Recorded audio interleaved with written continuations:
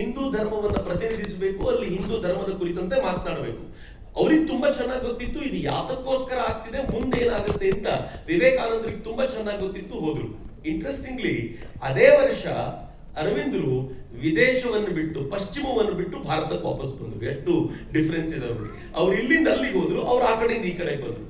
ಎರಡನೇದೊಂದು ಸಂಗತಿ ನಾನು ತುಂಬಾ ಗಮನಿಸ್ತೀನಿ ಇವರಿಬ್ಬರು ಬದುಕಿನಲ್ಲಿ ಏನು ಅಂತಂದ್ರೆ, ವಿವೇಕಾನಂದರು ಇಲ್ಲಿಂದ ಅಲ್ಲಿಗೆ ಹೋಗುವಾಗ ಭಗವಂತನ ಆಜ್ಞೆ ಪಡ್ಕೊಂಡು, ಅರವಿಂದ ಇಲ್ಲಿಗೆ ಬಂದ್ರು, ಇಲ್ಲಿ ಸಾಕಷ್ಟು ಚಟುವಟಿಕೆಗಳು ಮುಗಿದ ನಂತರ ಭಗವಂತನ ಆಜ್ಞೆ ಆಯಿತು, ಪಾಂಡಿಚೇರಿಗೆ ಹೋಗಿ ಶಾಂತವಾದರು. ಎರಡೂ ಬಹಳ ವಿಭಿನ್ನವಾಗಿರುವಂತ ಬದುಕು. ಆದ್ರೆ ಇಬ್ಬರ ಬದುಕಿನ ಉದ್ದೇಶ, ಇಬ್ಬರ ಬದುಕಿನ ಗುರಿ, ಇಬ್ಬರ ಬದುಕಿನ ಮಾರ್ಗವೂ ಕೂಡ ಒಂದೇ ಆಗಿತ್ತು ಅಂತ ನನ್ಗೆ ಯಾವಾಗ್ಲೂ ಅನ್ಸುತ್ತೆ. ಹೀಗಾಗಿ ಅರವಿಂದರ ಬದುಕನ್ನ ಸ್ವಲ್ಪ ನಾವು ಎಳೆ ಎಳೆಯಾಗಿ ಬಿಡಿಸಿ ನೋಡೋದು ನಮ್ಮೊಂದು ವಿಶೇಷವಾದ ಶಕ್ತಿಯನ್ನು ಕೊಡುತ್ತೆ ಅಂತ. ಅರವಿಂದರು ಯಾವ್ಯಾವ ಕ್ಷೇತ್ರದಲ್ಲಿ ಕೆಲಸ ಮಾಡಿದ್ರು ಅಂತ ನಾನು ತುಂಬಾ ಗಮನಿಸ್ತಾ ಇರ್ತೀನಿ ಯಾವಾಗ್ಲೂ. ಅರವಿಂದರು ಯಾವ ಕ್ಷೇತ್ರ ಮಾಡ್ಲಿಲ್ಲ ಅಂತ ನೀವು ಹೇಳಲಿಕ್ಕಾಗಲ್ಲ. ಅರವಿಂದರು ದಿವಾನರಾಗಿದ್ರು. ಈ ಪೊಲಿಟಿಕಲ್ ಕ್ಷೇತ್ರ ಅಂದ ತಕ್ಷಣ ನೇರವಾಗಿ ಪ್ರತ್ಯಕ್ಷವಾದ ಬ್ರಿಟಿಷ್ ವಿರುದ್ಧವಾಗಿರುವಂತ ಕೆಲಸ ಅಂತ ಅಲ್ಲದೆ, ನೀವು ನೇರವಾಗಿ ಪೊಲಿಟಿಕ್ಸ್ಗೆ ರಾಜನ ದಿವಾನರಾಗಿಯೂ ಕೂಡ ಅರವಿಂದರು ಕೆಲಸ ಮಾಡಿದ್ದೆ. ಅರವಿಂದರು ಜನರ ಬದುಕಿನಲ್ಲಿ ಕೆಲಸ ಮಾಡಿದ್ದೆ. ಅರವಿಂದರು ಪತ್ರಕರ್ತರಾಗಿ ಕೆಲಸ ಮಾಡಿದ್ದೆ. ಅರವಿಂದರು ಶಿಕ್ಷಣ ಕ್ಷೇತ್ರದಲ್ಲಿ ಕೆಲಸ ಮಾಡಿದ್ದೆ. ಅರವಿಂದರು ಪ್ರಕಾರ ರಾಷ್ಟ್ರಭಕ್ತರಾಗಿ ಮಾಡಿರುವ ಕೆಲಸವೂ ಇದೆ. ಅವ್ರದೊಂದು ಶಿಕ್ಷಣದ ಮೇಲಿನ ಒಂದು ಸ್ಟೇಟ್ಮೆಂಟ್ ಇದೆ, ಬಹುಶಃ ಇವತ್ತಿನ ದಿನಮಾನಗಳಿಗೆ ಪಕ್ಕಾ ಸೂಟ್ ಆಗುವಂತ ಅಥವಾ ಯಾವಾಗ್ಲೂ ಕೂಡ ನಾವು ಮತ್ತೆ ಹೇಳ್ಬೋದಾಗಿರುವಂತ ಸ್ಟೇಟ್ಮೆಂಟ್. ಅರವಿಂದ್ರ ಹೇಳ್ತಾರೆ, ಭಾರತೀಯ ಶಿಕ್ಷಣ ಮಾನವನನ್ನು ಕೊಲ್ಲುವ ಯಂತ್ರ ಅಂತ. ಅರವಿಂದ್ರ ಸ್ಟೇಟ್ಮೆಂಟ್ ಇದು. ಮಾನವನನ್ನ ಕೊಲ್ಲೋದಕ್ಕೆ ಭಾರತೀಯ ಶಿಕ್ಷಣ ಇರೋದು ಅಂತ ನಂಗೆ ತುಂಬಾ ಬಾರಿ ನೋಡುವಾಗ ಅನ್ನಿಸ್ತಾ ಇರುತ್ತೆ. ನಮ್ಮ ಒಳಗಿನ ಸಾಮರ್ಥ್ಯವನ್ನ ನಾಶ ಮಾಡ್ಲಿಕ್ಕೆ ಈ ಶಿಕ್ಷಣ ಇದೆ ಅಂತ. ಸುಮ್ಮನೆ ಯೋಚನೆ ಮಾಡಿ, 3ನೇ ಕ್ಲಾಸ್ ಫೇಲ್ ಆಗಿರುವಂತ ಒಬ್ಬ ಹುಡುಗನಿಗೆ ಭಾರತ ಅಂದ್ರೆ ಏನ್ ಅನ್ಸುತ್ತೆ ಅಂತಂದ್ರೆ ಅಖಂಡವಾದ ಪ್ರೇಮ ಅಂತ. 3ನೇ ಕ್ಲಾಸ್ ಫೇಲ್ ಆಗಿರ್ತಾನವನು, ಈಗ ಎಲ್ಲೋ ಒಂದ್ ಕಡೆ ಒಂದು ಹೋಟ್ಲಲ್ಲಿ ವೆಯ್ಟರ್ ಆಗಿ ಕೆಲಸ ಮಾಡ್ತಿರ್ತಾನೆ, ಅಖಂಡವಾದ ಪ್ರೇಮ. ಡಿಗ್ರಿ ಮುಗಿಸ್ಕೊಂಡು ಬಂದಿರ್ತಾನೆ, ನಿಂಗೆ ಭಾರತ ಅಂದ್ರೆ ಏನು ಅಂತ ಕೇಳಿ ಅವನಿಗೆ ಒಂದು ಅಯೋಗ್ಯ ರಾಷ್ಟ್ರ ಅಂತ. ನನಗೊಂದು ಕೆಲಸ ಕೊಡ್ಲಿಕ್ಕಾಗ್ಲಿಲ್ಲ, ನನಗೆ ಹೊಟ್ಟೆ ಬಟ್ಟೆಗೆ ಸರಿಯಾಗಿ ಕೊಡ್ಲಿಕ್ಕಾಗ್ಲಿಲ್ಲ, ಏನ್ ಗವರ್ಮೆಂಟು, ಏನ್ ಕೆಟ್ಟೋಗಿದೆ, ಏನ್ ರಸ್ತೆ, ಎಲ್ಲವನ್ನೂ ಬೈಕೊಂಡಿರ್ತಾನೆ. ಅಂದ್ರೆ ಎಜುಕೇಶನ್ ಹೆಚ್ಚೆಚ್ಚು ಪಡೆದಷ್ಟು ಅವನಿಗೆ ಅವನ ಒಳಗಿನ ಭಾರತೀಯ ಸತ್ತೋಗುವಂತ ಪ್ರಕ್ರಿಯೆ ಇದೆಯಲ್ಲ, ಇವತ್ತಿಗೂ ಬದಲಾಗ್ಲಿಲ್ಲ. ಆದ್ರೆ ಸ್ವತಃ ಅರವಿಂದರ ಎಜುಕೇಶನ್ ಹೆಂಗಿತ್ತು, ಅವ್ರ ತಂದೆ ತುಂಬಾ ಸ್ಪಷ್ಟವಾಗಿ ನಿರ್ಧಾರ ಮಾಡಿದ್ರು. ನಂಗೆ ಗೊತ್ತಿಲ್ಲ ಎಷ್ಟು ಜನ ಇದನ್ನ ಗಂಭೀರವಾಗಿ ಸ್ವೀಕಾರ ಮಾಡಬಲ್ಲರು. ನಾವೆಷ್ಟೋ ಬಾರಿ ಅನ್ಕೊಳ್ತೀವಲ್ಲ, ನನ್ನ ಮಗ ಏನಾಗಬೇಕು ಅಂತ ಕನಸು ಕಟ್ಟಿರ್ತೀವೋ ಹಂಗ ಆಗದೇ ಇಲ್ಲ, ಅವನು ಏನಾಗಬೇಕು ಅಂತ ಬರೆದಿರುತ್ತೋ ಅದೇ ಆಗೋದು ಅನ್ನೋದಕ್ಕೆ ಅರವಿಂದರಿಗಿಂತ ಒಳ್ಳೆಯ ಉದಾಹರಣೆ ಮತ್ತೊಂದಿಲ್ಲ. ಅರವಿಂದರು ವಿದೇಶಕ್ಕೆ ಅಧ್ಯಯನಕ್ಕೆ ಅಂತ ಹೋಗಿದ್ದು. ಯಾಕೆ ವಿದೇಶಕ್ಕೆ ಅಧ್ಯಯನಕ್ಕೆ ಹೋಗಿದ್ದು ಅಂತಂದ್ರೆ, ಅವ್ರ ತಂದೆಗೆ ಸ್ಪಷ್ಟವಾಗಿ ಗೊತ್ತಿತ್ತು, ನನ್ನ ಮಗನಿಗೆ ಯಾವ ಕಾರಣಕ್ಕೂ ಭಾರತೀಯ ಸಂಸ್ಕೃತಿಯ ಸೋಂಕು ತಾಗಬಾರದು ಅಂತ. ಮ್ಯಾಂಚೆಸ್ಟರ್ ಅಲ್ಲಿ ಇದ್ರು 14 ವರ್ಷ. 14 ವರ್ಷಗಳ ಈ ಅಧ್ಯಯನ ಅರವಿಂದರ ಬದುಕನ್ನ ಪೂರ್ಣ ಪ್ರಮಾಣದಲ್ಲಿ ಪಶ್ಚಿಮಿ ವೃತ್ತಿಯವರನ್ನಾಗಿ ಮಾಡುತ್ತಾ ಅಂತ ಕೇಳಿದ್ರೆ ಉಲ್ಟಾನೇ ಮಾಡುತ್ತೆ. ಅರವಿಂದರಿಗೂ ನನಗೂ ನಿಮ್ಗೂ ಇರ್ಬೋದಾಗಿರೋ ಒಂದೇ ಡಿಫರೆನ್ಸ್ ಏನು ಅಂತಂದ್ರೆ, ನಾನು ನೀವು ಯುರೋಪಿಗೆ 1 ವರ್ಷ ಇರ್ತೀವಿ ಅಂತ ಹೋದ್ರೆ ಮನೆಗೆ ಫೋನ್ ಮಾಡಿ ಹೇಳ್ತೀವಿ, ನಾನು ಇಲ್ಲೇ ಪರ್ಮನೆಂಟ್ ಆಗಿ ಇರ್ಬೇಕು ಅಂತಿದ್ದೀನಿ, ಇನ್ನು ವಾಪಸ್ ಭಾರತಕ್ಕೆ ಬರಲ್ಲ ಅಂತ. ಅರವಿಂದರ ತಂದೆಗೆ ನನ್ನ ಮಗ ಪರ್ಮನೆಂಟ್ ಆಗಿ ಅಲ್ಲೇ ಇರ್ಲಿ ಅಂತಿತ್ತು. ಅರವಿಂದರು ವಾಪಸ್ ಬಂದ್ರು. ಬರಬೇಕಾದ್ರೂ ಹೇಗೆ, ಸುಮ್ನೆ ಬಂದಿದ್ದಲ್ಲ, ICS ಪರೀಕ್ಷೆಯನ್ನ ಪಾಸ್ ಮಾಡಿ ಕೊನೆಯ ಪರೀಕ್ಷೆಯನ್ನ ಬೇಕಂತ ಬಿಟ್ಟು, ಯಾವುದನ್ನ ಸಹಜವಾಗಿ ಎಲ್ಲರೂ ಮಾಡಬಹುದಾಗಿತ್ತೋ, ಕುದುರೆ ಸವಾರಿ ಮಾಡಿದ್ರೆ ಮುಗಿದು ಹೋಗ್ತಿತ್ತು, ಆದ್ರೆ ಅದನ್ನ ಬೇಕಂತ ಬಿಟ್ಟು ನಾನು ಇದನ್ನ ಮಾಡಿದ್ರೆ ಬ್ರಿಟಿಷರ ಚಾಕರಿ ಮಾಡಬೇಕಾಗತ್ತೆ ಎನ್ನುವ ಒಂದೇ ಕಾರಣಕ್ಕೋಸ್ಕರ ಇಡೀ ICS ಪರೀಕ್ಷೆಯನ್ನೇ ಧಿಕ್ಕರಿಸಿ ವಾಪಸ್ ಭಾರತಕ್ಕೆ ಸಹಜ ಭಾರತೀಯನಾಗಿ ಬಂದಂತ ಅಪರೂಪದ ವ್ಯಕ್ತಿತ್ವ ಅರವಿಂದರು ಅಂತ. ಹೀಗಾಗಿ ಇವತ್ತಿನ ದಿನಮಾನಗಳಲ್ಲಿ ಅರವಿಂದರು ಹಿಂದೆಂದಿಗಿಂತಲೂ ಹೆಚ್ಚು ಪ್ರಸ್ತುತ. ನಮ್ಮ ಮಕ್ಕಳಲ್ಲಿ ಅಥವಾ ನಮ್ಮ ಇವತ್ತಿನ ಯುವ ಪೀಳಿಗೆಯಲ್ಲಿ ಭಾರತೀಯತೆ ವ್ಯಾಪಕವಾಗಿ ಬೆಳೀತಾ ಇರುವಂತ ಈ ಹೊತ್ತಿನಲ್ಲಿ ಅರವಿಂದರ ಈ ಬದುಕನ್ನು ಅರಿಯುವಂತ ಅಗತ್ಯ ಇದೆ. ಯಾಕೆ ಅರವಿಂದರು ಅಷ್ಟರ ಮಟ್ಟಿಗೆ ಭಾರತವನ್ನು ಪ್ರೀತಿಸಿದ್ರು? ಭಾರತವನ್ನು ಪ್ರೀತಿಸಿದ್ದು ಸುಮ್ಮನೆ ಅಲ್ಲ. ಕೊನೆ ಎಕ್ಸಾಮ್ ಬರೆದು ಆ ಎಕ್ಸಾಮ್ ಅನ್ನು ಬೇಕಂತ ಬಿಟ್ಟು ಭಾರತಕ್ಕೆ ಬಂದವರಲ್ಲ. ಅಲ್ಲಿರುವಾಗ್ಲೂ ಕೂಡ ಲೋಟಸ್ ಅಂಡ್ ಡ್ಯಾಗರ್ ಅನ್ನುವಂತ ಅಲ್ಲಿನ ಒಂದು ಕ್ರಾಂತಿಕಾರಿ ಸಂಸ್ಥೆ, ಯಾವುದು ಭಾರತೀಯ ಕ್ರಾಂತಿಕಾರಿಗಳಿಗೋಸ್ಕರ ಕೆಲಸ ಮಾಡ್ತಿತ್ತೋ ಆ ಸಂಸ್ಥೆಯ ಅವಿಭಾಜ್ಯ ಅಂಗವಾಗಿ ಕೆಲಸ ಮಾಡ್ತಾ ಭಾರತೀಯತೆಯನ್ನ ತಮ್ಮಲ್ಲಿ ತುಂಬಿಕೊಂಡೇ ಅರವಿಂದರು ಭಾರತಕ್ಕೆ ವಾಪಸ್ ಬಂದಿದ್ದು. ನಂಗೆ ಬಹಳ ವಿಶೇಷ ಅನ್ಸುತ್ತೆ.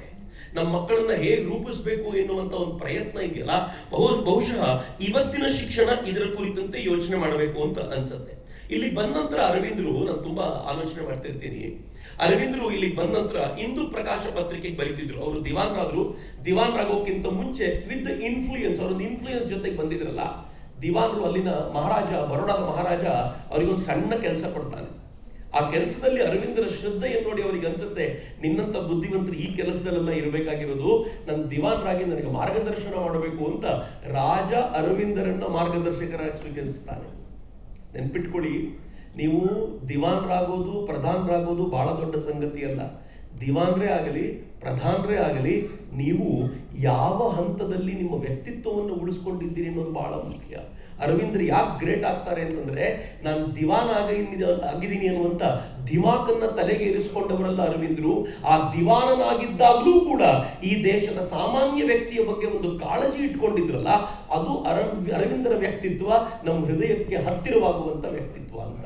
ವ್ಯಕ್ತಿ ಎಷ್ಟೇ ಎತ್ತರಕ್ಕೆ ಏರಬಹುದು, ಆದ್ರೆ ಏರುವಾಗ ಭೂಮಿಗೆ ಹತ್ತಿರವಾಗಿರುವಂತ ಪ್ರಕ್ರಿಯೆ ಇದೆಯಲ್ಲ, ಅದು ಬಹಳ ವಿಶಿಷ್ಟವಾಗಿರುವಂತದ್ದು. ಅರವಿಂದರು ದಿವಾನರಾಗಿದ್ದಾಗಲೂ ಕೂಡ ಮೊದಲ ಪ್ರಯಾರಿಟಿ ಅಥವಾ ಅವರ ಮೊದಲ ಗುರಿ ಏನಾಗಿತ್ತು ಅಂದ್ರೆ, ನಾನು ಭಾರತೀಯನಾಗಿಯೇ ಸದಾ ಇರಬೇಕು ಎನ್ನುವಂತ ಆ ಗುರುತ್ವದ ಚಿಂತನೆ ಇತ್ತಲ್ಲ, ಅದು ಅರವಿಂದರ ಬದುಕಿನ ವಿಶೇಷ ಅಂತ. ಹೀಗಾಗಿ ಅರವಿಂದರನ್ನು ಯಾಕೆ ಇವತ್ತು ಗೌರವಿಸ್ತೀವಿ? ಎಷ್ಟು ಜನ ದಿವಾನರಾಗಿ ಹೋದ್ರು ಭಾರತದಲ್ಲಿ, ಯಾಕೆ ಅರವಿಂದರು ಮಾತ್ರ ಉಳ್ಕೊಂಡಿದ್ದಾರೆ ಅಂತಂದ್ರೆ, ಆ ದಿವಾನತ್ವದೊಂದಿಗೆ ಬಂದಿರುವಂತ ಈ ಭಾರತೀಯತ್ವವನ್ನ ಅವ್ರು ಯಾವತ್ತೂ ಕಳ್ಕೊಳ್ಳಿಲ್ಲ ಅನ್ನೋ ಕಾರಣಕ್ಕೋಸ್ಕರ. ಮಿತ್ರೆ, ದಿವಾನರಾಗಿ ಸುಮ್ಮನೆ ಇರಲಿಲ್ಲ ಅರವಿಂದರು ದಿವಾನರಾಗಿರುವಾಗಲೇ ಇಂದು ಪ್ರಕಾಶ ಪತ್ರಿಕೆಗೆ ಲೇಖನಗಳನ್ನು ಬರಿತಾ ಇದ್ರು. ಆವತ್ತಿನ ಭಾರತೀಯ ಚಿಂತನೆಗಳು ಹೆಂಗಿದ್ವು ಅಂತಂದ್ರೆ, Congress was prominent in India. Congress ಹೇಗಿತ್ತು ಅಂತಂದ್ರೆ, ಈ ದೇಶದಲ್ಲಿ ಯಾವುದೇ ಚಟುವಟಿಕೆ ಮಾಡೋದಿದ್ರು ಕಾಂಗ್ರೆಸ್ಸಿನ ಮೂಲಕ ಹಾಗೆ ಹೋಗ್ಬೇಕು ಅಂತ. ಬಹುತೇಕರಿಗೆ ಗೊತ್ತಿಲ್ಲದ ಸಂಗತಿ ಏನು ಅಂದ್ರೆ, ಇವತ್ತಿನ ಕಾಂಗ್ರೆಸ್ ಬಹಳ ಹೆಮ್ಮೆಯಿಂದ ಹೇಳ್ಕೊಳ್ಳುತ್ತೆ, ನಾವೇ ಭಾರತಕ್ಕೆ ಸ್ವಾತಂತ್ರ್ಯ ತಂದು ಕೊಟ್ಟವರು ಅಂತ. ಆದ್ರೆ ಸುಮ್ಮನೆ ಅವ್ರನ್ನ ಕೇಳಿ ನೋಡಿ, ಕಾಂಗ್ರೆಸ್ ಕಟ್ಟದವ್ರು ಯಾರು ಅಂತ ಬಹಳ ಜನ ಕಾಂಗ್ರೆಸ್ ಕಾರ್ಯಕರ್ತರಿಗೆ ಗೊತ್ತಿಲ್ಲ. ಸ್ವಾತಂತ್ರ್ಯ ತಂದು ಕೊಟ್ಟಿದ್ ನಾವೇ ಅಂತ ಗೊತ್ತಿದೆ, ಆದ್ರೆ ಕಾಂಗ್ರೆಸ್ ಕಟ್ಟದವ್ರು ಯಾರು ಅಂತ ಕೇಳಿದ್ರೆ, ಎಒ ಹ್ಯೂಮ್ ಅನ್ನುವಂತ ಒಬ್ಬ ಬ್ರಿಟಿಷ್ ಆಫೀಸರ್, ಅವ್ನು ಕಟ್ಟಿದ್ ಯಾಕೆ ಅಂತಂದ್ರೆ, ಇಡೀ ದೇಶದ ಎಲ್ಲ ಹೋರಾಟಗಳು ಒಂದು ಚಾನೆಲ್ ಮೂಲಕ ಹೋಗಬೇಕು ಎನ್ನುವಂತ ಪ್ರಯತ್ನ ಇತ್ತಲ್ಲ, ಆ ಪ್ರಯತ್ನಕ್ಕೋಸ್ಕರ ಕಟ್ಟಬೇಕಾದಾಗಲೇ ಸ್ಪಷ್ಟವಾದ ನಿರ್ದೇಶನ ಇತ್ತು. ಬ್ರಿಟಿಷರ ಮುಂದೆ ನಾವು ಗಲಾಟೆ ಮಾಡುವಂತಿಲ್ಲ, ನಾವು ಪೇಪರ್ನ ಮುಂದಿಡ್ತೀವಿ, ನಾವು ಬಯಕೆಗಳನ್ನು ಮುಂದಿಡ್ತೀವಿ, ಅವ್ರು ಸ್ಯಾಂಕ್ಷನ್ ಮಾಡಿದ್ರೆ ಖುಷಿಯಿಂದ ನಮಸ್ಕಾರ ಮಾಡಿ ಹೋಗ್ತೀವಿ, ಇಲ್ಲ ಅಂದ್ರೆ ಮುಂದಿನ ವರ್ಷ ಮೀಟಿಂಗ್ ಸೇರಿ ವಾಪಸ್ ಇಡ್ತೀವಿ ಅಂತ. ಪ್ರತಿ ವರ್ಷ ಮೀಟಿಂಗ್ ಸೇರಿ ಬಯಕೆಯ ಪತ್ರಗಳನ್ನ ಇಡೋದು ಅಂತ. ಅರವಿಂದರು ಇಂದು ಪ್ರಕಾಶಕ್ಕೆ ಏನ್ ಬರೀತಾರೆ ಗೊತ್ತಾ? ಯೋಚನೆ ಮಾಡಿ ಎಷ್ಟು ಚೆನ್ನಾಗಿದೆ. ಯಾವತ್ತೂ ಬರೆದಿರೋದು ಇವರು. ಅರವಿಂದರು ಭಾರತಕ್ಕೆ ಬಂದ 1893ಕ್ಕೆ ಭಾರತಕ್ಕೆ ಬಂದ 2-3 ವರ್ಷಗಳಲ್ಲಿ ಈ ದೇಶದ ಒಟ್ಟಾರೆ ಸ್ಥಿತಿಯನ್ನ ಅರಿತುಕೊಳ್ಳುವಂತ ರೀತಿ ಅವ್ರು ಹೇಳ್ತಾರೆ, ಕಾಂಗ್ರೆಸ್ ಅನ್ನೋದು ಕುರುಡರಿಗೆ ಕುರುಡರು ದಾರಿ ತೋರಿಸಿದಂಗಿದೆ ಅಂತ. ಸ್ವತಃ ತಾವು ಕುರುಡರು, ಇತರೆ ಕುರುಡರಿಗೆ ನಾವೇ ದಾರಿ ತೋರಿಸ್ತೀವಿ ಅಂತ ಕರ್ಕೊಂಡು ಹೋಗುವಂತ ವಾತಾವರಣ ಇಲ್ಲಿದೆ ಅಂತ ಈ ದೇಶದ ಪೊಲಿಟಿಕಲ್ ಸಿಚುಯೇಷನ್ ನ ಅರವಿಂದರು ಅರ್ಥ ಮಾಡಿಕೊಳ್ಳುವಂತ ರೀತಿ. ಎರಡನೇದವರು ತುಂಬಾ ಗಂಭೀರವಾದ ಒಂದು ಮಾತನ್ನು ಹೇಳ್ತಾರೆ. ಮಿತ್ರರಿಗೆ ಗೊತ್ತಿರಲಿ, ಯಾವುದನ್ನ ಮುಂದಿನ ದಿನಗಳಲ್ಲಿ ಮಹಾತ್ಮ ಗಾಂಧೀಜಿ ಅಸಹಕಾರ ಚಳವಳಿ ಅಂತ ಕರೆದ್ರು, ಈ ಅಸಹಕಾರ ಚಳವಳಿಯ ಕುರಿತಂತೆ 1900ರ ದಶಕದಲ್ಲಿ ಅಥವಾ 20ನೇ ಶತಮಾನದ ಮೊದಲ ದಶಕದಲ್ಲಿ ಅರವಿಂದರು ವಿಸ್ತಾರವಾಗಿ ಬರೆದಿದ್ದಲ್ಲದೆ, ನಾನ್ ಕೋಆಪರೇಷನ್ ಮೂವ್ಮೆಂಟ್ ಹೇಗಿರಬೇಕು ಅನ್ನೋದರ ಸ್ಪಷ್ಟವಾಗಿರುವಂತ ಪರಿಕಲ್ಪನೆಯನ್ನು ರೂಪಿಸಿಕೊಟ್ಟಿದ್ರು. ಅರವಿಂದರು ತುಂಬಾ ಸ್ಪಷ್ಟವಾದ ದನಿಯಲ್ಲಿ ಹೇಳಿದ್ರು. ಅವ್ರು ಹೇಳ್ತಾರೆ, ಈ ದೇಶದಲ್ಲಿ ಬ್ರಿಟಿಷರ ವಿರುದ್ಧ ನಾವು ಸಂವಿಧಾನಾತ್ಮಕ ಹೋರಾಟ ಮಾಡೋದು ಸರಿಯಲ್ಲ ಅಂತ. ಅವ್ರು ತುಂಬಾ ಸ್ಪಷ್ಟವಾಗಿರುವಂತ ಕಲ್ಪನೆ. ಅರವಿಂದರ ಕಲ್ಪನೆಗಳ ಆಳಕ್ಕೆ ಇವತ್ತು ನಾವು ಯಾಕೆ ಹೋಗ್ಬೇಕಾಗಿದೆ ಅಂತಂದ್ರೆ, ಅರವಿಂದರು ಬಹಳ ಮುಂಚಿತವಾಗಿಯೇ ಮುಂದೇನು ಅನ್ನೋದನ್ನು ಊಹಿಸಿಕೊಳ್ಳುವಂತ ಅಪರೂಪದ ವ್ಯಕ್ತಿಯಾಗಿದ್ರು. ಮುಂದೆ ಅನೇಕ ಸಾಹಿತ್ಯದ ರಚನೆ ಅರವಿಂದರು ಮಾಡ್ತಾರಲ್ಲ, ಸಾಹಿತ್ಯದ ರಚನೆ ಅರವಿಂದರು ಮಾಡುವಾಗ ಅವರ ಮನಸ್ಸಿನೊಳಗೆ ತುಂಬಾ ಚೆನ್ನಾಗಿ ಗೊತ್ತಿತ್ತು, ಈ ಸಾಹಿತ್ಯ ನಾನು ರಚನೆ ಮಾಡ್ತಿಲ್ಲ, ಯಾರೋ ನನ್ನ ಮೂಲಕ ರಚಿಸ್ತಾ ಇದ್ದಾರೆ. ನಮ್ಮ ಕನ್ನಡದಲ್ಲೂ ಬಹಳ ದೊಡ್ಡ ದೊಡ್ಡ ಉದ್ದಾಮ ಸಾಹಿತಿಗಳು ಅರವಿಂದರ ಫಾಲೋವರ್ಸ್. ನೀವು ಯಾವಾಗಲಾದ್ರೂ ಬೇಂದ್ರೆಯವರನ್ನ ಕೇಳಬೇಕು. ಬೇಂದ್ರೆಯವರು ಅರವಿಂದರನ್ನ ಎಷ್ಟು ಚೆನ್ನಾಗಿ ಅರ್ಥ ಮಾಡಿಕೊಂಡಿದ್ರು ಅಂತಂದ್ರೆ, ಬೇಂದ್ರೆಯವರ ಅನೇಕ ವಾಕ್ಯಗಳಲ್ಲಿ, ಅವರ ಸಾಹಿತ್ಯದ ಅನೇಕ ವಾಕ್ಯಗಳಲ್ಲಿ ಅರವಿಂದರು ಕಾಣಿಸ್ಕೊಳ್ತಾರೆ. ಒಂದ್ಸಲ ಬನ್ನಂಜೆ ಗೋವಿಂದಾಚಾರ್ಯರು ಬೇಂದ್ರೆಯವರಿಗೆ, ದ.ರಾ. ಬೇಂದ್ರೆಯವರಿಗೆ ಅವರ ನಾಲ್ಕು ತಂತಿ ಕೃತಿಗೆ ಪ್ರಶಸ್ತಿ ಬಂದಾಗ, ಜ್ಞಾನಪೀಠ ಪ್ರಶಸ್ತಿ ಬಂದಾಗ ಬಹಳ ಖುಷಿಯಿಂದ ಊರೂರಲ್ಲಿ ಭಾಷಣ ಮಾಡಿದ್ರು ಬನ್ನಂಜೆ ಗೋವಿಂದಾಚಾರ್ಯರು. ನಾಲ್ಕು ತಂತಿಯ ಬಗ್ಗೆ ಪುಂಖಾನುಪುಂಖವಾಗಿ ಮಾತನಾಡ್ತಿದ್ರು. ಬನ್ನಂಜೆ ಗೋವಿಂದಾಚಾರ್ಯರು ನಾಲ್ಕು ತಂತಿಯ ಬಗ್ಗೆ ಮಾತನಾಡಿದ್ ಕೇಳಿದ್ರೆ ನೀವು ಬೇಂದ್ರೆಯವ್ರ ಮಾತು ಕೇಳೋದಿಲ್ಲ, ಅಷ್ಟು ಚೆನ್ನಾಗಿ ಮಾತನಾಡ್ತಿದ್ರು ಬನ್ನಂಜೆಯವರು. ಎಲ್ಲ ಮುಗಿದ್ಮೇಲೆ ಸ್ವಲ್ಪ ದಿನ ಆದ್ಮೇಲೆ ಬನ್ನಂಜಿಯವರು ಬೇಂದ್ರೆಯವರು ಭೇಟಿ ಮಾಡಿದ್ರಂತೆ. ಬೇಂದ್ರೆಯವರಿಗೆ ನಮಸ್ಕಾರ ಮಾಡಿ ಕೇಳಿದ್ರಂತೆ, ಸರ್ ನಾನು ನಾಲ್ಕು ತಂತಿ ಬಗ್ಗೆ ಒಂದಷ್ಟು ಮಾತನಾಡ್ತಿದ್ದೀನಿ, ಅದು ಸರಿಯಾಗಿದೆಯಾ ಅಂತ ನೀವು ಕೇಳಿದ್ದೀರಾ ಯಾವಾಗಲಾದ್ರೂ ಸರಿಯಾಗಿದೆಯಾ ಅಂತ? ತಕ್ಷಣ ಅವ್ರು ಹೇಳಿದ್ರು, ನನಗೂ ಗೊತ್ತಿಲ್ಲ, ಅದು ಅಂಬಿಕಾ ತನಯ ದತ್ತನಿಗೆ ಕೇಳಬೇಕು ಅಂದ್ರು. ಇವ್ರು ಯಾಕೆ ಅಂತ ಕೇಳಿದಾಗ, ಬರದವನ್ ಅಂಬಿಕಾ ತನಯ ದತ್ತ, ಮುಗಿದ್ಮೇಲೆ ನಾನು ಸುಮ್ಮನಾಗ್ಬಿಟ್ಟಿದ್ದೀನಿ, ಅವನು ಬರ್ತಿದ್ದು ಅವನಿಗೆ ಮಾತ್ರ ಗೊತ್ತು, ನೀವ್ ಹೆಂಗ ಅದನ್ನ ಇಂಟರ್ಪ್ರಿಟ್ ಮಾಡ್ತೀರೋ ನಾನು ಹಂಗೆ ಇಂಟರ್ಪ್ರಿಟ್ ಮಾಡೋದು, ಅದನ್ನ ಒರಿಜಿನಲ್ ಏನು ಅಂತ ಅವನಿಗೆ ಮಾತ್ರ ಗೊತ್ತು ಅಂತ. ಏನ್ ಭಾವ ಅದು? ಈ ಭಾವ ಎಲ್ಲಿಂದ ಬಂದಿರ್ಲಿಕ್ಕೆ ಸಾಧ್ಯ ಅಂತಂದ್ರೆ, ಈ ಭಾವ ಬಂದಿರೋದರ ಮೂಲ ಸ್ರೋತ ಅದು ಅರವಿಂದರೇ. ಅರವಿಂದರ ವಿಚಾರಧಾರೆಯ ಪ್ರಭಾವ ಆ ಪರಿ ಈ ದೇಶದ ಅನೇಕರ ಮೇಲಿತ್ತು. ಅಂತ ಅರವಿಂದರು ತುಂಬಾ ಸ್ಪಷ್ಟವಾದ ದನಿಯಲ್ಲಿ ಹೇಳಿದ್ರು, ಬ್ರಿಟಿಷರ ವಿರುದ್ಧ ಸಾಂವೈಧಾನಿಕ ಹೋರಾಟ ಅರ್ಥವಿಲ್ಲದ್ದು ಅಂತ. ಯಾಕೆ ಅಂತ ಕೇಳಿದಾಗ ಅರವಿಂದರು ಹೇಳ್ತಾರೆ, ಯಾರ ವಿರುದ್ಧ ನೀವು ಅಸಹಕಾರ ಚಳವಳಿ ಮಾಡಬಹುದು, ಯಾರ ವಿರುದ್ಧ ಸಾಂವೈಧಾನಿಕ ಹೋರಾಟ ಮಾಡಬಹುದು ಅಂತಂದ್ರೆ, ಈ ಜನರನ್ನ ನಮ್ಮವರು ಅಂತ ಭಾವಿಸೋರ ವಿರುದ್ಧ ನೀವು ಸಾಂವೈಧಾನಿಕ ಹೋರಾಟ ಮಾಡಬಹುದು. ಎರಡನೇದು, ಯಾರು ಈ ಜನರ ಬಗ್ಗೆ ಮಾತನಾಡ್ತಾರೋ ಅವರುಗಳು ಕೂಡ ಸಂವಿಧಾನ ಬದ್ಧವಾಗಿ ನಡ್ಕೊಳ್ತಿದ್ದಾರೆ ಅಂತಂದ್ರೆ ಮಾಡಬಹುದು. ಆದ್ರೆ ಬ್ರಿಟಿಷ್ ಹೇಗಿದ್ದಾರೆ ಅಂತಂದ್ರೆ, ನೀವೇನಾದ್ರೂ ಮಾಡ್ಲಿಕ್ಕೆ ಹೊರಟ್ರೆ ತಾವೇ ರಚಿಸಿರುವಂತ ಕಾನೂನನ್ನ ಧಿಕ್ಕರಿಸಿ ಹೊಸದೊಂದು ಕಾನೂನು ತರಲಿಕ್ಕೂ ಹಿಂದೆ ಮುಂದೆ ನೋಡದ ಈ ಜನರ ಎದುರಿಗೆ ಸಾಂವೈಧಾನಿಕ ಹೋರಾಟ ಸರಿಯಲ್ಲ ಎನ್ನುವಂತ ಸ್ಪಷ್ಟವಾದ ಪರಿಕಲ್ಪನೆ ಇತ್ತಲ್ಲ, ಅದು ಅರವಿಂದರಿಗಿತ್ತು. ಅರವಿಂದರ ವಿಚಾರಧಾರೆಯ ಆಳಕ್ಕೆ ಹೋದಾಗಲೆಲ್ಲ ನೀವು ಹೊಸ ಮುತ್ತನ್ನ ಹೆಕ್ಕಿಕೊಂಡು ಬರೋದು ಈ ಕಾರಣಕ್ಕೆ ಸಾಧ್ಯವಾಗುತ್ತೆ. ಅರವಿಂದರ ನಮ್ಗೆಲ್ರಿಗೂ ಇತಿಹಾಸದ ಪಠ್ಯ ಪುಸ್ತಕದಲ್ಲಿ ಇವತ್ತಿಗೂ ಅರವಿಂದರನ್ನ ಸರಿಯಾಗಿ ಜೀರ್ಣಿಸ್ಕೊಳ್ಳಿಕ್ ಆಗ್ಲಿಲ್ಲ, ಅದು ತಂದೆ ಇಲ್ಲ ನಾವು. ಅರವಿಂದರು ನಾವೆಲ್ಲರೂ ಇತಿಹಾಸದಲ್ಲಿ ಓದ್ತೀವಿ, ಏನ್ ಓದ್ತೀವಿ ಅಂತಂದ್ರೆ, ಎರಡು ತರದ ಹೋರಾಟ ನಡೀತಾ ಇದೆ ಭಾರತದಲ್ಲಿ ಸ್ವಾತಂತ್ರ್ಯ ಹೋರಾಟ ಅಂತ.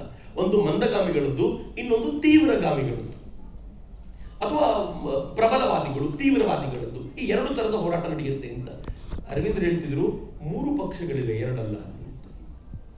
ಮೊದಲನೇ ಪಕ್ಷ ಅರವಿಂದ್ರ ಹೇಳ್ತಾರೆ, ಅವರು ನಿಷ್ಠಾವಾದಿಗಳು ಅಂತ, ಲಾಯಲಿಸ್ಟ್ಗಳು. ಈ ಲಾಯಲಿಸ್ಟ್ಗಳು ಹೆಂಗಿದ್ದಾರೆ ಅಂತಂದ್ರೆ, ಬ್ರಿಟಿಷರೇ ಇರಬೇಕು ಈ ದೇಶದಲ್ಲಿ, ನಮ್ಮವರಿಗೆ ಆಳ್ಕೊಳ್ಳೋ ಯೋಗ್ಯತೆ ಇಲ್ಲ, ಅವರಿದ್ರೇನೆ ಚಂದ ಅಂತ. ನಾನು ತೀರಾ ಇತ್ತೀಚಿನವರೆಗೂ, ಕಳೆದ ಒಂದು 15-20 ವರ್ಷಗಳ ಹಿಂದಿನವರೆಗೂ ಕೆಲವು ವಯಸ್ಸಾದವ್ರು ಹೇಳಿದ್ ಕೇಳಿದ್ದೀನಿ, ಬ್ರಿಟಿಷರಿದ್ದಾಗ ಎಷ್ಟು ಚೆನ್ನಾಗಿತ್ತು, ನಮ್ಮವ್ರು ಬಂದು ಎಲ್ಲ ಹಾಳು ಮಾಡು ಕೇಳಿದ್ದೀನಿ ನಾನು. ಅರವಿಂದರು ಇವ್ರ ಬಗ್ಗೆ ಹೇಳ್ತಾರೆ, ಇಂಥವ್ರು ನಿಷ್ಠಾವಾದಿಗಳು ಅಂತ. ಈ ನಿಷ್ಠಾವಾದಿಗಳು ಹೇಗಿದ್ದಾರೆ ಅಂತಂದ್ರೆ, ಇಲ್ಲಿ ವಿಘಟನೆ ಇದೆ, ಸಂಘಟನೆ ಇಲ್ಲ, ಜನ ಒಬ್ಬರೊಬ್ಬರ ಜೊತೆ ಇರಲ್ಲ, ಇಲ್ಲಿ ದುರ್ಬಲತೆ ಒಳಗೆ ಇಣುಕು ಹೋಗಿದೆ. ಇಂಥವರ ನಡುವೆ ನಾವು ಸ್ವಾತಂತ್ರ್ಯದ ಪರಿಕಲ್ಪನೆ ಕಟ್ಟಿಕೊಳ್ಳೋದಕ್ಕಿಂತ ನಾವು ಬ್ರಿಟಿಷರ ಅಡಿಯಲ್ಲೇ ಇರೋದು ಒಳಿತು ಎನ್ನುವಂತ ಭಾವನೆ ಅವ್ರಿಗೆಲ್ಲರಿಗೂ ತುಂಬಾ ಸ್ಪಷ್ಟವಾಗಿತ್ತು. ಇಂಥವರನ್ನ ಅರವಿಂದರು ಲಾಯಲಿಸ್ಟ್ಗಳಂತ ಕರೆದ್ರು. ಇನ್ ಎರಡನೇವ್ರನ್ನ ಮಂದಗಾಮಿಗಳು ನಾವು ಓದಿದ್ದೀವಿ. ಅರವಿಂದರು ಅವ್ರಿಗೊಂದು ಬೇರೆಯ ಕಲ್ಪನೆ ಕಟ್ಟಿಕೊಟ್ಟು ಏನ್ ಹೇಳ್ತಾರೆ, ಬ್ರಿಟಿಷರ ಆಡಳಿತದಲ್ಲಿ ಸ್ವಲ್ಪ ಹೆಚ್ಚು ಸ್ವಾತಂತ್ರ್ಯವನ್ನ ಇಟ್ಟುಕೊಳ್ಳೋರ್ನ ಮಂದಗಾಮಿಗಳು ಅಂತ ಕರೀತಾರೆ. ಅವ್ರು ಹೇಗೆ ಅಂತಂದ್ರೆ, ಆಡಳಿತ ಬ್ರಿಟಿಷರದೇ ಇರಬೇಕು. ನಾವ್ ಯಾವಾಗ್ಲೂ ಡೊಮಿನಿಯನ್ ಸ್ಟೇಟಸ್ ಬಗ್ಗೆ ಮಾತನಾಡ್ತೀವಲ್ಲ, ತೀರಾ 1930s ವರೆಗೂ ಕಾಂಗ್ರೆಸ್ ಕೂಡ ಇದೇ ಡೊಮಿನಿಯನ್ ಸ್ಟೇಟಸ್ ಬಗ್ಗೆ ಮಾತಾಡ್ತಾ ಇತ್ತು. ಯಾವಾಗ ಭಗತ್ ಸಿಂಗ್ ಅತ್ಯಂತ ವ್ಯಾಪಕವಾಗಿ ಪೂರ್ಣ ಸ್ವರಾಜ್ಯದ ಕುರಿತಂತೆ ತಾನು ಕೋರ್ಟ್ ನಲ್ಲಿ ನಿಂತ್ಕೊಂಡು ಮಾತನಾಡಿ ತರುಣರನ್ನ ದೊಡ್ಡ ಮಟ್ಟದಲ್ಲಿ ಸೆಳೆದಿದ್ದಾನೆ ಅಂತ ಗೊತ್ತಾಯ್ತು, ಆಗ ಕಾಂಗ್ರೆಸ್ಸಿಗೆ ಅನಿವಾರ್ಯತೆ ಸೃಷ್ಟಿಯಾಯಿತು. ನಾವು ಇನ್ ಮುಂದೆ ಡೊಮಿನಿಯನ್ ಸ್ಟೇಟಸ್ ಬಗ್ಗೆ ಮಾತನಾಡಬಾರದು, ಪೂರ್ಣ ಸ್ವರಾಜ್ಯದ ಬಗ್ಗೆ ಮಾತನಾಡಬೇಕಾಗಿದೆ ಎನ್ನುವಂತ ಅನಿವಾರ್ಯತೆ ಸೃಷ್ಟಿಯಾಯಿತು. ಇಲ್ಲದೆ ಹೋದ್ರೆ 1947ರಲ್ಲೂ ನಮಗೆ ಪೂರ್ಣ ಸ್ವಾತಂತ್ರ್ಯ ಬೇಡ, ಡೊಮಿನಿಯನ್ ಸ್ಟೇಟಸ್ ಸಾಕು ಅಂತ ಇವ್ರು ಹೇಳಿ ಸುಮ್ಮನಾಗ್ಬಿಡ್ತಿದ್ರು. ಆ ಸ್ಥಿತಿ ಇತ್ತು ನಮ್ಮದು. ಸ್ವಲ್ಪ ಮಟ್ಟಿಗೆ ಎಕ್ಸ್ಟ್ರಾ ಏನಾದ್ರೂ ಸಿಕ್ಕಿದ್ರೆ ಸಾಕು ಅಂತ ಕೇಳುವಂತ ಸ್ಥಿತಿ. ಆ ತರದ ಮಂದಗಾಮಿಗಳ ಪರಿಕಲ್ಪನೆ. ಮಂದಗಾಮಿಗಳ ಕುರಿತಂತೆ ಎಲಾಬರೇಟ್ ಮಾಡ್ತಾ ಅರವಿಂದರು ಹೇಳ್ತಾರೆ, ಈ ಮಂದಗಾಮಿಗಳು ಹೇಗಿದ್ರು ಅಂತಂದ್ರೆ, ಇವರು ನಮ್ಮಲ್ಲಿ ಮೇಲು ಕೀಳು ಇದೆ, ಬ್ರಾಹ್ಮಣ ಶೂದ್ರದ ಗಲಾಟೆ ಇದೆ, ನಾವು ಯಾವ್ದಾವುದೋ ಕಾರಣಗಳಿಗೋಸ್ಕರ ಗಲಾಟೆ ಮಾಡ್ತಿರ್ತೀವಿ, ಒಂದಾಗೋದು ಸಾಧ್ಯವಿಲ್ಲ. ಎಲ್ಲಿವರೆಗೂ ನಾವು ಒಂದಾಗಿ ಹೋರಾಟವನ್ನ ಸಂಘಟಿಸೋದಿಲ್ವೋ ಅಲ್ಲಿವರೆಗೂ ಬ್ರಿಟಿಷರೇ ಇರಲಿ, ಅಡ್ಜಸ್ಟ್ ಮಾಡ್ಕೊಳ್ಳೋಣ ಅಂತ. ಲಾಯಲಿಸ್ಟ್ಗಳಿಗಿಂತ ಸ್ವಲ್ಪ ಭಿನ್ನ ಅಷ್ಟೇ. ಇನ್ನು ಮೂರನೇದಿತ್ತು ಅದನ್ನ ಅರವಿಂದರು ರಾಷ್ಟ್ರೀಯವಾದಿಗಳು ಅಂತ ಕರೀತಾರೆ, ನ್ಯಾಷನಲಿಸ್ಟ್ಗಳು ಅಂತ ಕರೀತಾರೆ. ಈ ನ್ಯಾಷನಲಿಸ್ಟ್ಗಳು ಹೇಗಿದ್ದಾರೆ ಅಂತಂದ್ರೆ, ಅರವಿಂದರು ಹೇಳ್ತಾರೆ, ತಮ್ಮ ತ್ಯಾಗ ಬಲಿದಾನಗಳಿಂದ ಪರಕೀಯರ ಆಳ್ವಿಕೆಯಿಂದ ಭಾರತವನ್ನು ಮುಕ್ತಿಗೊಳಿಸಲೇಬೇಕು ಅನ್ನುವಂತ ಹಠ ಯಾರಿಗಿರುತ್ತೋ ಅವರು ರಾಷ್ಟ್ರೀಯವಾದಿಗಳು ಅಂತ. ಮತ್ತೆ ನೆನ್ಪಿಡಿ ಮಿತ್ರರೇ, ಅರವಿಂದರು ಅದೇ ರಾಷ್ಟ್ರೀಯವಾದಿಗಳ ಸಾಲಿನಲ್ಲಿರುವಂತ ವ್ಯಕ್ತಿ ಅಂತ. ಅದೇ ರಾಷ್ಟ್ರೀಯವಾದಿತ್ವದ ಪರಿಕಲ್ಪನೆ. ಈ ರಾಷ್ಟ್ರೀಯವಾದಿಗಳ ಕುರಿತಂತೆ ಮಾತಾಡ್ತಾ ನಾನು ಅರವಿಂದರ ಅನೇಕ ವಿಚಾರಧಾರೆಗಳನ್ನ ಓದ್ತಾ ಇರಬೇಕಾದ್ರೆ, ಇನ್ಫ್ಯಾಕ್ಟ್ ಅವರ ಭಾಷೆ ಸುಲಭಕ್ಕೆ ಜೀರ್ಣವಾಗುವಂತ ಭಾಷೆ ಅಲ್ಲ. ನಾವು ಓದಬೇಕು ಅಂತ ಕೂತ್ರೆ ಮಾತ್ರ ಗೊತ್ತಾಗುವಂಥದ್ದು. ನಾನು ಕೆಲವರ ಸಾಹಿತ್ಯ ಓದಬೇಕಾದ್ರೆ ನೋಡ್ತೀನಿ, ಅದು ನಮ್ಗೆಲ್ಲ ಸುಲಭಕ್ಕೆ ಅರ್ಥ ಆಗ್ಬಿಡ್ಲಿ ಅಂತಲ್ಲ, ಅರ್ಥ ಮಾಡ್ಕೋಬೇಕು ಅಂತ ಕೂತ್ಕೊಂಡ್ರೆ ಮಾತ್ರ ಗೊತ್ತಾಗುವಂತ ವಿಶಿಷ್ಟವಾಗಿರುವಂತ ಲ್ಯಾಂಗ್ವೇಜ್ ಅವರದ್ದು. ಆ ಭಾಷೆಯಲ್ಲಿ ಅವರು ಬರೀತಾ ತುಂಬಾ ಸ್ಪಷ್ಟವಾಗಿ ಹೇಳ್ತಾರೆ, ಈ ಕಾಂಗ್ರೆಸ್ಗೆ ಒಂದು ಕೆಟ್ಟ ಚಾಳಿ ಇದೆ. ಅದು ಏನು ಅಂತಂದ್ರೆ, ಯಾರು ರಾಷ್ಟ್ರೀಯವಾದಿಗಳಿದ್ದಾರೋ ಅವರು ವಿಚಾರಧಾರೆಯನ್ನು ತೆಗೆದುಕೊಂಡು ಆ ವಿಚಾರಧಾರೆ ಅಥವಾ ಆ ವಾದಗಳಲ್ಲಿ ಅವರಲ್ಲಿಲ್ಲದೆ ಇರುವಂತ ಒಂದು ಸಂಗತಿಯನ್ನ ಆರೋಪ ಮಾಡಿ ಅದನ್ನ ಮತ್ತೆ ಮತ್ತೆ ಹೇಳಿ ಹೇಳಿ ಹೇಳಿ ಹೇಳಿ ಅದರ ಕುರಿತಂತೆ ಅವರೇ ವೀಕ್ ಆಗುವಂತೆ ಮಾಡುವಂತ ಪ್ರಯತ್ನ ಕಾಂಗ್ರೆಸ್ ಮಾಡುತ್ತೆ ಅಂತ. ಫಾರ್ ಎಕ್ಸಾಂಪಲ್ ಹೇಗಿದೆ ಅಂತಂದ್ರೆ, ಕೋಮುವಾದ ಅನ್ನುವಂಥ ಒಂದು ವಿಚಾರವನ್ನು ತಗೊಳ್ಳೋದು. ನಾನು ಇವತ್ತಿನ ಕಾಂಟೆಕ್ಸ್ಟ್ ಹೇಳೋದು, ಕೋಮುವಾದ ಅನ್ನೋದು ಯಾವ ಹಿಂದೂವಾದಿಗಳಲ್ಲೂ ಇಲ್ಲ. ಹಿಂದೂವಾದಿಗಳು ಕೋಮುವಾದಿಗಳಾಗೋದಕ್ಕೆ ಸಾಧ್ಯವೇ ಇಲ್ಲ, ಇದು ನನ್ನ ಅಭಿಮತ. ಅಥವಾ ಹಿಂದುತ್ವದ ಚಿಂತನೆಯೇ ಹಂಗಿದೆ. ಜಗತ್ತಲ್ಲಿ ಯಾರು ಒಂದು ಪುಸ್ತಕ, ಒಬ್ಬ ವ್ಯಕ್ತಿ ಈ ತರ ಒಂದು ಅನ್ನೋದನ್ನು ಒಪ್ಪದೆ ಅನೇಕವನ್ನ ನಮ್ಮದು ಅಂತ ಸ್ವೀಕರಿಸಿ ಆ ಮೂಲಕ ಒಂದೆರಡೆಗೆ ಸಾಕ್ತಾರೋ ಅವನು ಕೋಮುವಾದಿ ಆಗ್ಲಿಕ್ಕೆ ಸಾಧ್ಯವೇ ಇಲ್ಲ. ಆದ್ರೆ ಯೋಚನೆ ಮಾಡಿ, ಕಳೆದ 75 ವರ್ಷಗಳಿಂದ ನಮ್ಮೇ ಒಂದು ಆರೋಪ ಹೊರಿಸಿದ್ದಾರೆ ಕೋಮುವಾದಿ ಅಂತ. ಎಷ್ಟರ ಮಟ್ಟಿಗೆ ಕೋಮುವಾದಿ ಅಂದ್ಬಿಟ್ಟಿದ್ದಾರೆ ಅಂತಂದ್ರೆ, ನಾವೇ ಒಂಥರ ಡಿಫೆನ್ಸಿವ್ ಮೋಡಲ್ ಇದ್ದೀವಿ. ಇಲ್ಲ, ನಾವು ಕೋಮುವಾದಿ ಎಲ್ಲ ನಾವೇ ಹೇಳ್ಕೊಂಡು ತಿರುಗಾಡಬೇಕು ಅಂತ. ಇದು ಇವತ್ತು ಶುರುವಾಗಿರೋದಲ್ಲ. ಅರವಿಂದ್ರ ಹೇಳ್ತಾರೆ, ಇದು ಯಾವತ್ತೋ ಶುರುವಾಗಿದೆ, ಇದು ಇವತ್ತು ಮುಂದುವರಿತಾ ಇದೆ ಅಷ್ಟೇ ಅನ್ನೋದನ್ನ ನಾವು ಗುರುತಿಸಬೇಕಾಗಿದೆ ಅಂತ. ನಾವು ತಿಳ್ಕೊಳ್ಬೇಕಾಗಿರುವಂತ ಎಷ್ಟು ಸಂಗತಿಗಳನ್ನ ಅರವಿಂದರು ತಮ್ಮದೇ ಆದ ರೀತಿಯಲ್ಲಿ ಕಟ್ಕೊಡ್ತಾರೆ ಅಂತ. ಆದ್ರೆ ಈ ಒಟ್ಟಾರೆ ಪರಿಸ್ಥಿತಿಯ ನಡುವೆ ಬರೋಡಾದಲ್ಲಿದ್ದ ಅರವಿಂದರನ್ನ ಅಲ್ಲಿಂದ ಎಳಕೊಂಡು ಬಂದು ಬಂಗಾಳಕ್ಕೆ ಕರ್ಕೊಂಡು ಬರೋದ್ರಲ್ಲಿ ಒಂದು ದೊಡ್ಡ ಪಾತ್ರ ನಿರ್ವಹಿಸಿದ್ದು ಅಕ್ಕ ನಿವೇದಿತಾ ಅನ್ನೋದನ್ನು ಮರೆಯುವಂತಿಲ್ಲ ಅಂತ. ನಾನು ಒಂದು ಅರವಿಂದರು, ವಿವೇಕಾನಂದರು, ಅಕ್ಕ ನಿವೇದಿತಾ, ಬಾರೀಂದ್ರ ಇವರೆಲ್ಲರ ಸಂಬಂಧವನ್ನ ನೀವು ಗಮನಿಸಿ ನೋಡ್ಬೇಕು ಮಿತ್ರರೇ. ಹತ್ತಿರದಿಂದ ನೋಡಿದಾಗ ಗೊತ್ತಾಗತ್ತೆ ನಿಮ್ಗೆ ಯಾವ ಪರಿಯ ತುಡಿತ ಇವರಿಗೆ ರಾಷ್ಟ್ರ ಚಿಂತನೆಯಲ್ಲಿ ಇತ್ತು ಅನ್ನೋದನ್ನ ನೀವು ನೋಡಿದ್ರೆ ಆಶ್ಚರ್ಯ ಪಡ್ತೀರಾ. ಅಕ್ಕ ಅರವಿಂದರನ್ನ ನೋಡ್ಬೇಕು ಅನ್ನೋ ಕಾರಣಕ್ಕೋಸ್ಕರವೇ ಬರೋಡಾಕ್ ಬಂದು ಏನ್ ಹೇಳ್ತಾರೆ ಗೊತ್ತಾ, ಅರವಿಂದರೇ, ಬರೋಡಾದಲ್ಲಿ ದಿವಾನರಾಗಿರುವಂತ ಅರವಿಂದರಿಗಿಂತ ಬಂಗಾಳದಲ್ಲಿ ಕ್ರಾಂತಿಕಾರಿಯಾಗಿರುವಂತ ಅರವಿಂದರಿಗೆ ಹೆಚ್ಚು ಬೇಡಿಕೆ ಇದೆ, ನೀವು ಇಮ್ಮಿಡಿಯೇಟ್ ಆಗಿ ಬಂಗಾಳಕ್ಕೆ ಬರಬೇಕು ಅಂತ. ಅರವಿಂದರು ಹೇಳ್ತಾರೆ, ನಾನು ಬಂಗಾಳಕ್ಕೆ ಬರಬೇಕು ಅನ್ನೋದಕ್ಕೆ ಎಲ್ಲ ಯೋಜನೆಗಳನ್ನ ತಯಾರಿ ಮಾಡ್ಕೊಳ್ತಿದ್ದೀನಿ, ಇನ್ ಸ್ವಲ್ಪ ದಿನ ಸಮಯ ಕೊಡಿ ನನಗೆ ಅಂತ ಅರವಿಂದರು ಹೇಳ್ತಾರೆ. ಆಗ ಅಕ್ಕ ಏನ್ ಹೇಳ್ತಾಳಂತ ಗೊತ್ತಾ, ಸರಿ, ನೀನು ಯೋಜನೆಯನ್ನು ರೂಪಿಸಿಕೊಂಡು ಯಾವ ಯೋಜನೆಯನ್ನು ತೆಗೆದುಕೊಂಡು ಬಂಗಾಳಕ್ಕೆ ಬರ್ತೀಯೋ ಆ ಯೋಜನೆಯನ್ನ ಅನುಷ್ಠಾನಗೊಳಿಸುವಲ್ಲಿ ನಿನ್ನ ಸೇನಾಪತಿಯಾಗಿ ನಾನು ಇರ್ತೀನಿ ಅಂತ. ಏನವರ ಒಬ್ಬರೊಬ್ಬರ ಪ್ರೇಮ ಎಂತದ್ದು ಅಂತ. ಈ ಭಾರತವನ್ನ ಕಟ್ಟಿದ್ದು ಹಂಗೆ. ಅದಕ್ಕೋಸ್ಕರ ಅರವಿಂದ್ರ ಹೇಳ್ತಾರಲ್ಲ, 1905 ನಲ್ಲಿ ಬಂಗಾಳದ ವಿಭಜನೆಯಾದಾಗ ನಿಜವಾದ ಭಾರತದ ಹೊಸ ಕ್ರಾಂತಿಯ ಚಿಂತನೆ ಮೂಡಿದ್ದು 1905 ನಂತರವೇ. ಅಲ್ಲಿಯವರೆಗೂ ಕಾಂಗ್ರೆಸ್ಸಿನ ಚಿಂತನೆಗಳು, ಕಾಂಗ್ರೆಸ್ಸಿನ ಆಲೋಚನೆಗಳು ಹೇಗಾಗಿತ್ತು ಅಂತಂದ್ರೆ ಭಾರತವನ್ನ ಒಂದು ಲೆಥಾರ್ಜಿಕ್ ಸ್ಟೇಟ್ ನಲ್ಲಿ ಇಟ್ಟಿತ್ತು. ಆದ್ರೆ 1905 ನಂತರ ನಿಜವಾದ ಕ್ರಾಂತಿ ಕಾರ್ಯಕ್ಕೆ ಬೇಕಾಗಿರುವಂತ ಸಮರ್ಥವಾಗಿರುವಂತ ಮುನ್ನುಡಿಯನ್ನ ಇಡೀ ದೇಶದ ಕ್ರಾಂತಿಕಾರಿಗಳು ಬರಲಿಕ್ಕೆ ಸಾಧ್ಯವಾಯಿತು.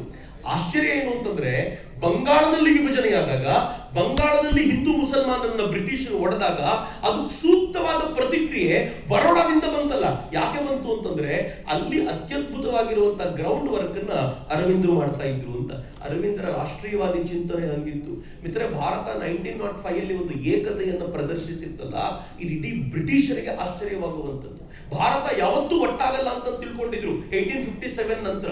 ಆದ್ರೆ 1905 ನಂತರ ಒಂದ್ ಕಡೆ ಬರೋಡಾದಲ್ಲಿ ಅವರು ಭಾರತದ ಪರವಾಗಿ ನಿಂತಿದ್ದಾರೆ, ಇನ್ನೊಂದ್ ಕಡೆ ದಕ್ಷಿಣದಲ್ಲಿ ಭಾರತದ ಪರವಾಗಿರುವಂತ ದನಿ ಮೊಳಗ್ತಾ ಇದೆ. ಇವೆಲ್ಲವೂ ಸೇರಿ ಇಡೀ ಭಾರತ ಯಾವ ಪರಿ ಬೆಳಗ್ಗೆ ನಿಂತಿತ್ತು ಅಂತಂದ್ರೆ ಒಂದು ಆಶ್ಚರ್ಯ ಎನ್ನಿಸುವಂತ ಒಂದು ವಾತಾವರಣ ಅಲ್ಲಿ ರೂಪುಗೊಂಡಿತ್ತು. ಅದಕ್ಕೆ ಅವರು ಕಾರಣರಾಗಿದ್ರು.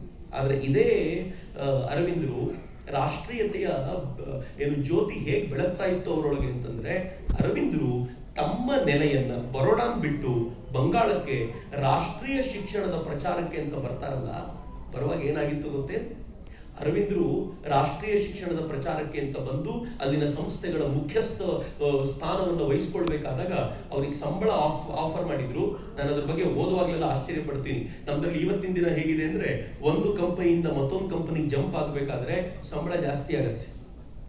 ಆದ್ರೆ ಅರವಿಂದರಿಗೆ ದಿವಾನ್ರಾಗಿದ್ದಾಗ ಇದ್ದಂತ 700 ರೂಪಾಯಿ ಪರ್ ಮಂತ್ ಅನ್ನುವಂಥ ಸಂಬಳ ಹೋಗಿ 150 ರೂಪಾಯಿ ಪ್ರತಿ ತಿಂಗಳಿಗೆ ಅನ್ನುವಂಥ ಸಂಬಳದ ಕೆಲಸಕ್ಕೆ ಬಂದಿದ್ರು. ಬಟ್ ಈ ನೆವರ್ ರಿಜೆಕ್ಟೆಡ್.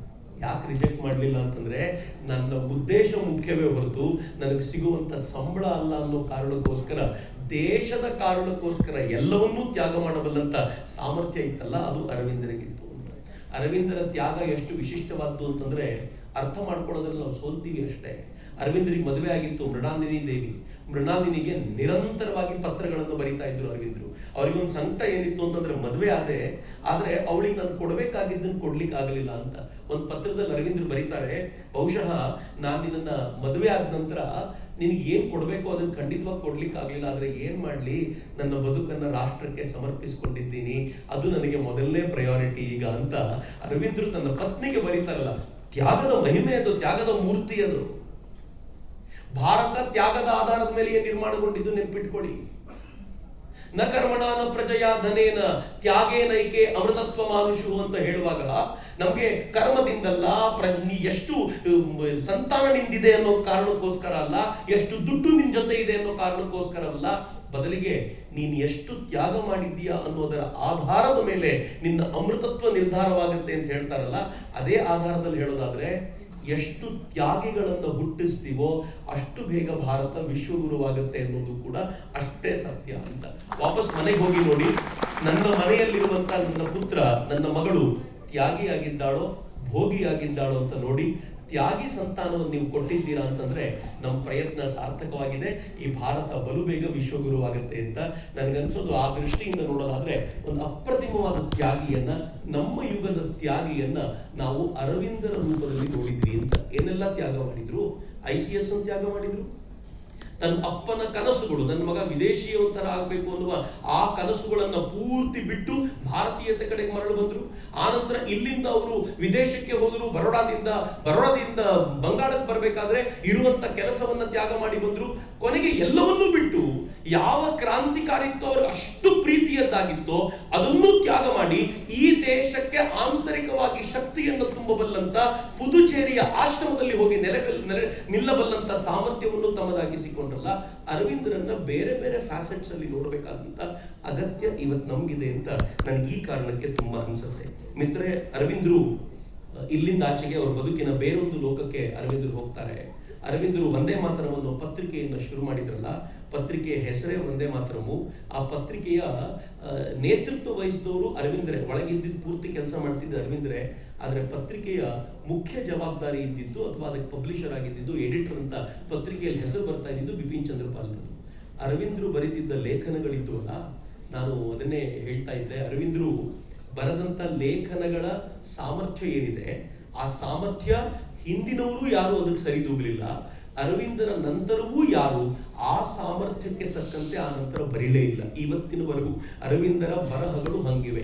ಅವರ ವಂದೇ ಮಾತರಂನಲ್ಲಿ ಬಂದಿರುವಂತಹ ಲೇಖನಗಳ ಗುಚ್ಛದ ಒಂದು ಪುಸ್ತಕ ಇದೆ. ನೀವು ಓದ್ತಾ ಹೋದ್ರೆ ಗಾಬರಿ ಆಗ್ಬಿಡ್ತೀರಿ. ಅರವಿಂದರ ಸಾಹಿತ್ಯದ ಸಾಮರ್ಥ್ಯ ಹಂಗಿತ್ತು. ಏನೂ ಇಲ್ಲ. ಅವರು ಬರೋಡಾದಲ್ಲಿದ್ದಾಗ ಭವಾನಿ ಮಂದಿರ್ ಅನ್ನುವಂಥ ಒಂದು ಪ್ಯಾಂಪ್ಲೆಟ್ ರಿಲೀಸ್ ಮಾಡಿದ್ರು. ಯಾವತ್ತಾದ್ರೂ ಈ ಪ್ಯಾಂಪ್ಲೆಟ್ ಅನ್ನು ಪೂರ್ತಿ ಓದೋದೇ ಬೇಡ, ನೀವು ಬೇರೇನು ಸಾಹಿತ್ಯ ಓದೋದೇ ಬೇಡ.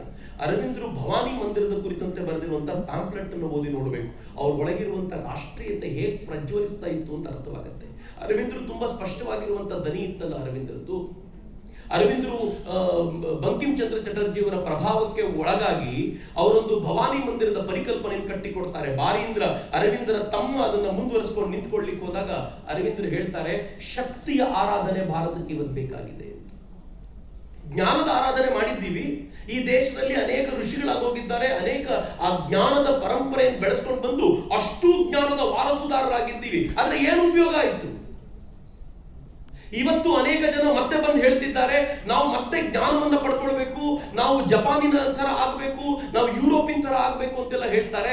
ಆ ಜ್ಞಾನವನ್ನ ಪಡ್ಕೊಂಡ ನಂತರ ಏನು ಉಪಯೋಗ? ಹಿಂದಿನಿಂದಿರುವಂತ ಜ್ಞಾನವನ್ನೇ ಬಳಸ್ಕೊಳ್ಳಿಕ್ಕೆ ಆಗ್ತಿಲ್ಲ. ಹೊಸ ಜ್ಞಾನವನ್ನು ಪಡ್ಕೊಂಡು ಏನ್ ಮಾಡ್ತೀರಿ? ಅರವಿಂದರು ಕೇಳೋ ಪ್ರಶ್ನೆ. ಭಾರತದ ಜ್ಞಾನದ ಸಂಪತ್ತು ಎಷ್ಟು ಹಿಂದಿನಿಂದ ಪರಂಪರೆಯಿಂದ ಬಂದಿದೆ ಅಂತಂದ್ರೆ ಅದನ್ನೇ ಉಪಯೋಗಿಸ್ಕೊಳ್ಳಿಕ್ಕಾಗದೇ ಇರೋ ಜನ ನಾವು ಇನ್ನು ಹೊಸದನ್ನ ಏನ್ ಮಾಡ್ಬೋದು ಅಂತ ಹೇಳಿ ಅರವಿಂದರು ಹೇಳ್ತಾರೆ, ನಾವು ತಮಸ್ಸಿನಲ್ಲಿ ಸಿಕ್ಕಾಕೊಂಡಿದ್ದೀವಿ, ಈ ತಮಸ್ಸಿನಿಂದ ಆಚೆ ತರಬೇಕಾಗಿರುವಂತ ಅಗತ್ಯ ಇದೆ. ಅದಕ್ಕೆ ಸಾಧ್ಯವಾಗುವುದು ಶಕ್ತಿಯ ಆರಾಧನೆಯಿಂದ ಮಾತ್ರ. ಅಂತ ಭವಾನಿ ಮಂದಿರ ಒಂದು ನಿರ್ಮಾಣ ಆಗಬೇಕು ಅನ್ನೋ ಕಲ್ಪನೆ ಕಟ್ಟಿಕೊಟ್ರಲ್ಲ, ಆ ಕಲ್ಪನೆಯ ಆಧಾರದ ಮೇಲೆ ಬಂಗಾಳದಲ್ಲಿ ನಿಜವಾದ ಕ್ರಾಂತಿ ಕಾರ್ಯ ಆರಂಭವಾಗಿತ್ತು. ಬಾರೀಂದ್ರ ಘೋಷರಾದಿಯಾಗಿ ಏನು ಕ್ರಾಂತಿ ಕಾರ್ಯ ಮಾಡ್ತಾರಲ್ಲ, ಆ ಕ್ರಾಂತಿ ಕಾರ್ಯ ಎಲ್ಲ ಈ ಕಾರಣಕ್ಕೋಸ್ಕರ ಆಗಿದ್ದು. ಮೊದಲ ಬಾರಿಗೆ ಒಬ್ಬ ಬ್ರಿಟಿಷ್ ಅಧಿಕಾರಿಯನ್ನ ಬಾಂಬ್ ಹಾಕಿ ಸಾಯಿಸುವಂತ ಪ್ರಕ್ರಿಯೆ ನಡೀತಲ್ಲ,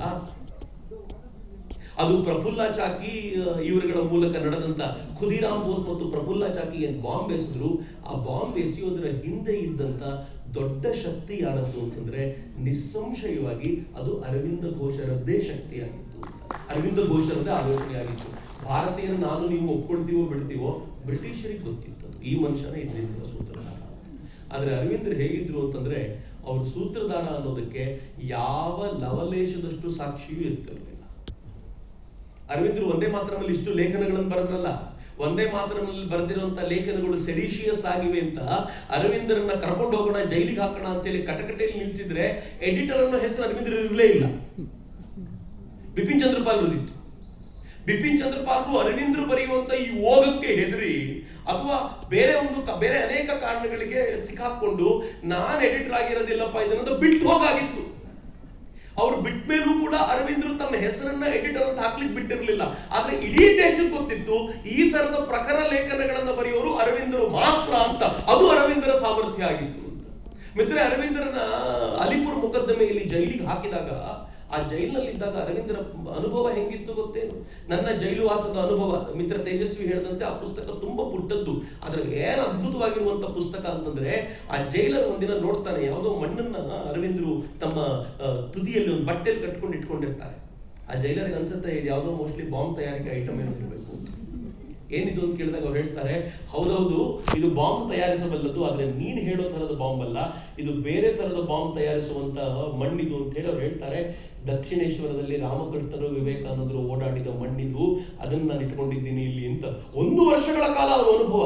ನೀವು ಅನುಭವ ಕೇಳಬೇಕು. ಕೆಲವು ದಿನಗಳಂತೂ ವಿವೇಕಾನಂದರೊಂದಿಗೆ ನೇರವಾಗಿ ಮಾತುಕತೆ ಆಡುವಂತ ಸಾಮರ್ಥ್ಯವನ್ನ ಅರವಿಂದರು ಪಡ್ಕೊಂಡಿದ್ರು. ನನಗೆ ಸಿಕ್ಕಂತ ನಿರ್ದೇಶನ ಯಾರಿಂದ ಸಿಕ್ತು ಅಂತಂದ್ರೆ ದೃಷ್ಟಾರ ವಿವೇಕಾನಂದರಿಂದ ಸಿಕ್ತು ಅಂತ ಅರವಿಂದರು ಹೇಳ್ಕೊಂಡಿದ್ದಿದೆ. ಮಿತ್ರ, ಆ ಜೈಲು ವಾಸ ಎಂತ ಅದ್ಭುತವಾದ ಅನುಭವವನ್ನು ಕೊಡುತ್ತವರಿಗೆ ಅಂತಂದ್ರೆ, ಆ ಜೈಲು ವಾಸದಿಂದ ಹೊರಗೆ ಬರೋದ್ರ ವೇಳೆಗೆ ಅರವಿಂದರು ಪೂರ್ಣ ಭಿನ್ನವಾಗಿದ್ರು. ಡಸ್ ದಟ್ ಮೀನ್ ಅರವಿಂದರಿಗೆ ಆಧ್ಯಾತ್ಮ ಆವಾಹನೆಯಾಗಿದ್ದು ಜೈಲಿನಲ್ಲಿ ಅಂತ? ಖಂಡಿತವಾಗಿಯೂ ಇಲ್ಲ.